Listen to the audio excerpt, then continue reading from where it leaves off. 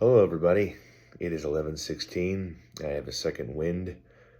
Never mind the fact that I have to be up in about 6, 7 hours, but hey, I'll sleep when I'm dead. And I saw a great movie tonight, great movies give you wings. And where there's bourbon, there's opportunity. So I did a mailbag request. And usually I write out the mailbag answers, but I thought, why not put a phone up on my desk, not do the old desktop computer microphone and hope the picture looks good and hope there's no shadows. Use your phone. They don't call it smart for no reason. So, did a little post on Facebook asking for questions, anything. It's not like you can just only ask me baseball questions. So let's get to it. Questions are on the screen. I will answer them. From Sam Gregory. Gosh, let there be light. And let there be coffee. What movie did I see? It comes out on April 11th. That's your hint. True story. That's all I'm saying. One word movie title. From Sam Gregory. The Buttercream Gang or the Goonies? Confession, I have not seen The Buttercream Gang, a 1992 movie that I was 10 years old, and apparently there was an Arnold movie or a Sly movie I wanted to watch more, so don't really plan on watching it. Not a huge Goonies fan. Everybody thinks it's so good, and they're going to do a sequel. I don't know why. It'll do some money unless it's shit, but I'll take the Goonies on that, Sam, and cheers. Who drinks coffee at 11:20? A lot of people, so don't make it weird. From Scott Smith, there's a few questions in this. Do you know any of the new sci-fi movies or shows coming out anytime soon?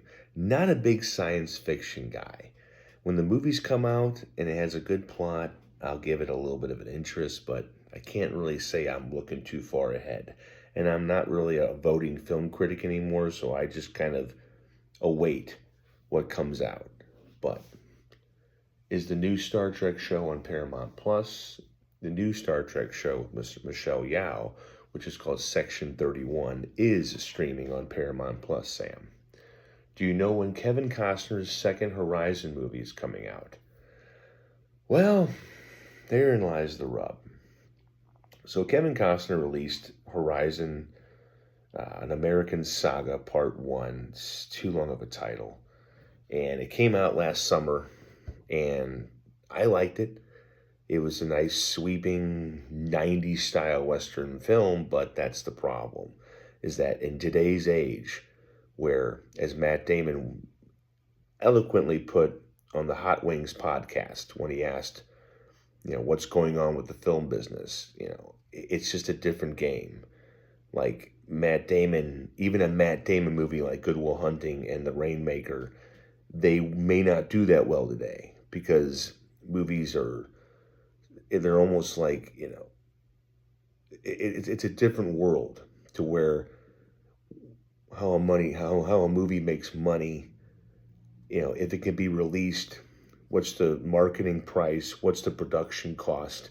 And so in the old days, you could greenlight a Schwarzenegger film or a Bruce Willis movie, but there's not a lot of viable leading men or women that can really open a movie, for sure, because everybody wants sequels and remakes and special effects and a lot of it is just not viable. So Costner wants to operate in an environment that is like when he was in his heyday, a movie star heyday. If he was still in that era of the 80s and the 90s, maybe the early 2000s, Horizon would probably do well, but he messed up by trying to make this a 4 movies, 4 parts. He wanted to release 2 last year, and Warner Brothers said, no, dude, your first film tanked. Critics were divided on it. I mean, there's a lot of critics that like it, but it's just, you can't just like it. You're not just going to have, some critics say it's good, and people are going to rush out to see a 3-hour movie. It's just not going to happen. So, yeah, Part 2 was screened at a film festival this year, and like the first film, it's just an unfinished product. So you're watching the first film, which was just kind of ends abruptly, Doesn't really have an ending, but there's 3 more stories. The movie's about the Great Frontier when they pointed all the wagons west, you know, and they all the Badlands came out, the cowboys, the Native Americans, when all the families tried to go out west and prosper. This is the story of that thing, and it would have made a better TV show. It's a cop out answer for why a movie won't work, but when you want to make a four movie part series, it's just not going to happen. So Kevin Costner will probably eventually get the second one released. It will probably come out, if not this summer, next summer. And I don't know if it's going to come out in theaters or if it's going to be streaming. So, sorry, Scott. Not looking good for that. But, Kevin Costner should do some other stuff, man. I mean, how much money is he going to sink into it? It's a rough gamble when the guy sunk $35 to $40 million of his own money. But as Damon said on that podcast, it's just not a viable thing for a studio to do these days. Like, he made an example about a movie he did with Michael Douglas called Behind the Candelabra. It was a story of kind of a gay relationship between two men. And he said, you couldn't greenlight that movie today. Even with Douglas and Damon, 2 well-known names, it would cost $25 million to make and $25 million to market. And that's $50 million. So they had to make $100 million just to kind of make back their investment and make a profit. And so it's not happening. Different game. Streaming changed everything. Whine about it the same way that you read newspaper articles on your phone. It's a different game. Movie theaters are still around, but they're not as prominent. Movie releases, like especially Fridays, are just not a big deal because they come out all week. And they come out online and on streaming sites and Netflix and Amazon and Hulu. It's just a different game. So, sorry. Any news in the new season of The Orville? Not an Orville fan, and I don't want to go looking it up like a hack, podcast host. Hold on. Don't know. You're on your own with that one, Scott. Mark Williams, have you watched Dark Winds? I have not, but I do like the actor in it. He was in a season of Fargo, the TV series. Good guy, don't know his name. Wyatt Reed, do you like movies about gladiators? You ever seen a grown man naked? This is the exact question Wyatt put on here, but the only thing, he didn't really finish it. Do you like movies about gladiators? You ever seen a grown man naked? Do you want to? Good old airplane quote, Wyatt, but there really wasn't a question there, man. Funny, haha, but I wanted a fucking question, Mr. Filmmaker Wyatt Weed Double W. You suck. Brad Mulholland, once again, trying to be funny. Where'd you go to high school? Well, Brad, I went to Brentwood High School, class of 2001, about 51 or 52 people. We had a very small high school. You can still drive by it on High School Drive. You can just scoot right off where you see Carl's. This is how you get to my high school. When you go down Manchester and you see Carl's Drive-In, and that street direct right after it, west of it, and you make a right, you take that's High School Drive, and you take that and you'll run into it, and you will see a very updated modern high school. When I was there, they didn't have half that shit. They didn't have the circle drive by the middle school and the high school. They didn't have the little hospital-like walkway. They didn't have an updated gym and an updated football field back in 2001 and 1998. But yeah, that's where I went. The middle school and high school. Where'd you go to high school? Linda. That's brought to you by Buffa's Buffet, which is where, by the way, as we hit the 9-minute mark, you can read this or watch it and read what I write and then watch this video. And yes, that's a Some Coffee shirt. Good coffee shop off Jefferson. But this will be at Buffa's Buffet tomorrow. It's a Substack blog. I love explaining my blog to older people, like my coworker at Crescent's Plumbing Supply, Jerry Canoy. He's like, what do you write? I was like, I write on a website. What? It's just, like WordPress or Medium or a website. Go to it. Update your computer, Jerry. Coffee's so good. And please don't say, why are you drinking coffee? Don't be a fucking mom, okay? I'm 43 years old. I'm a big guy. I can handle my shit. Linda, with a Cardinals question. What do you feel about the Cards' chances this year? What'd you think about the Bay of Pigs, Linda? I feel it's going to be dismal. You know, I don't think they're going to be terrible. I just think you're looking at another 75 to 80 win team. Unless, I like to have a pen in my hand. I don't know why. Unless certain players do more than they're expected to do. So if everybody does what they did last year, like if Arenado gives you about 3 wins above replacement, and a few other guys produce, and Sonny Grays, and Ryan Helsley saves another 45 games, and they might win 70. Again, they're going to be in between that 70 and 80 win. But if Nolan Gorman has a comeback here, if Jordan Walker can be better, if Miles Michaelis cannot have a 5 ERA or worse, if Steven Matz cannot suck, or if he can just stay injured all year, if one of the rookie starters like Michael McGreevy is good, and he has a kind of a breakout year, Andre Palante is good, you just need some people to kind of be surprising, like Phil Maton, the guy that they signed today. Good right-hander will probably be Andrew Kittredge, my gosh. Trip over words here. Whenever I hear Andrew Kittredge, I just think of the guy from Mission Impossible. But Mr. Kittredge went to Baltimore, and Mr. Maton will be taking his place. But if Arenado can hit, a few more home runs, if Alec Burleson has another solid season, if Lars Newpark can be more than just a cool name and a guy who can stay on the field for 100 games, you just need about 4 or 5 of those ifs to be reality. And maybe they sneak into a wild card spot and get swept. But dismal's not too far off, but I think they're just going to be average. They just need to lose salary and really get into this rebuilding thing and stop calling it a reset or a rebuild, because you're too expensive right now to call it that. Jeffrey Murphy, who's your favorite rock star? Well, Dave Matthews, I think, is a rock star. He's in the Rock Hall of Fame. The Dave Matthews Band is in the Rock and Roll Hall of Fame, and he's awesome, and he's still touring, and I'm going to go see him in June. And before you go, Dave Matthews, buddy, let me tell you something. Hold on. There's a lot of bands that come and go. Some are punchlines.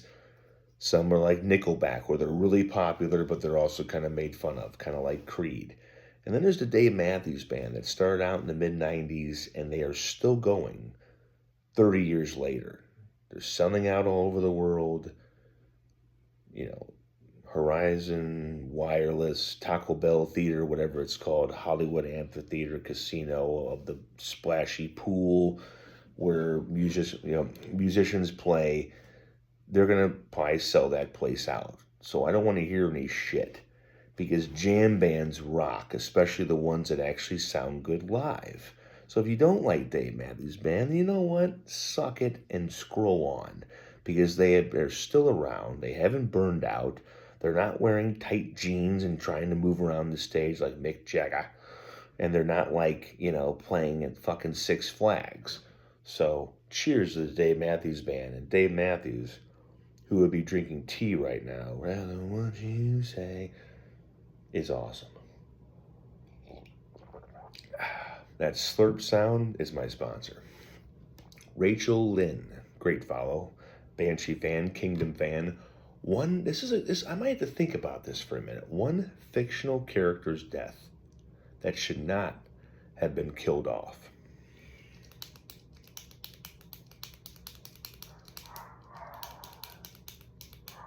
There's my chihuahua.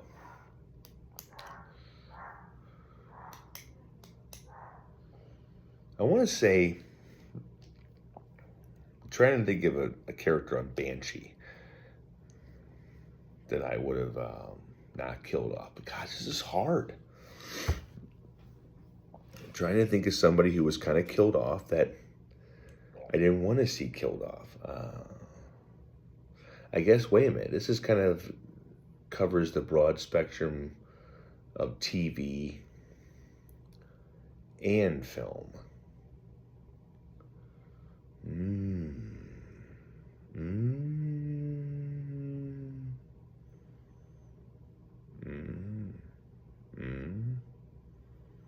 This is hard.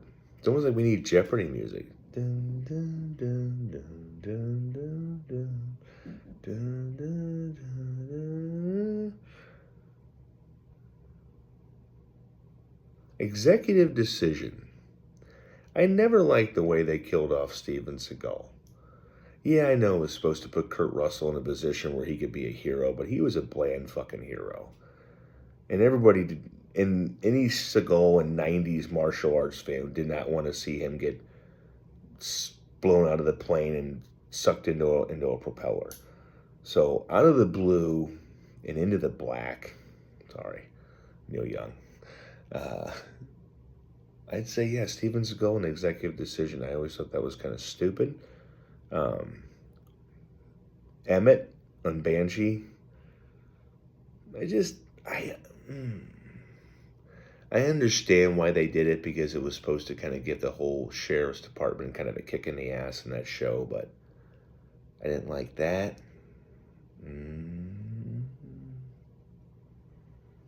Trying to think of like Sopranos and Mad Men, if there's anybody who kind of died on that show that I would have kept.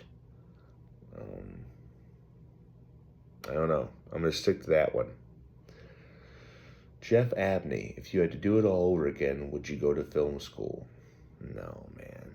You know, as much as I have tried my hand at writing 4 unfinished screenplays and maybe being a director, I think it's just kind of a stressful life. And I think I have maybe a few stories to tell, but I think I would have gotten my college degree, because I think I could have gotten a writing job if I had a college degree on my resume.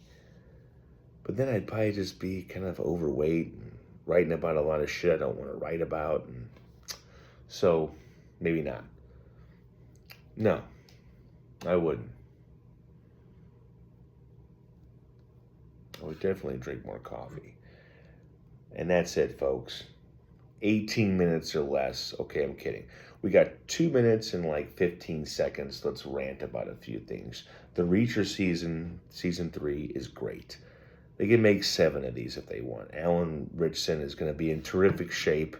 The supporting cast are always great. They're snappy, you know. They're kind of like little 45 to 50 minute stories carved out from a very well-written action adventure from the 80s or 90s. You know, they're not terribly complex or intricate. They're just kind of fun. And so make more of those. If in case you missed it, the Paradise TV show was phenomenal. I'm waiting for season 2. The Blues lost to the Penguins. And just to let you know, the Penguins are the second worst team in the Eastern Conference, even with Sidney Crosby, who's soon going to be like, I'm getting the heck out of this shit. They take 2 steps forward, 1 step back. They have 69 points with 16 games to go, and I don't think they're going to be able to climb above the other 3 teams. There's 8 teams from each conference that get into the playoffs, 16 teams total. The Blues are basically, the Minnesota Wild have the 1 wild card spot locked down.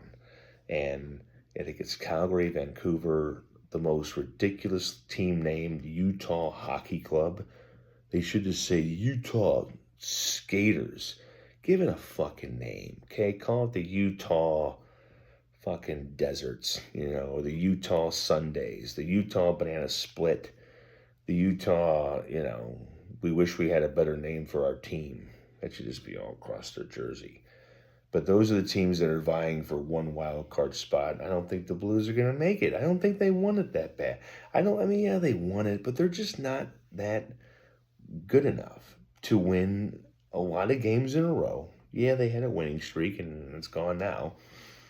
They have to string together wins, you know. There's 16 games left. The 2019 Stanley Cup Championship honeymoon is over. Both St. Louis sports teams haven't won diddly squat since 2019. So not a great time to be a St. Louis sports fan. And the MLS soccer team, oh gosh, they finally scored some fucking goals. And now it's shit break and the soccer team. So they need to win a few more games before they're even viable. So right now, I just go watch some movies and shut the fuck up.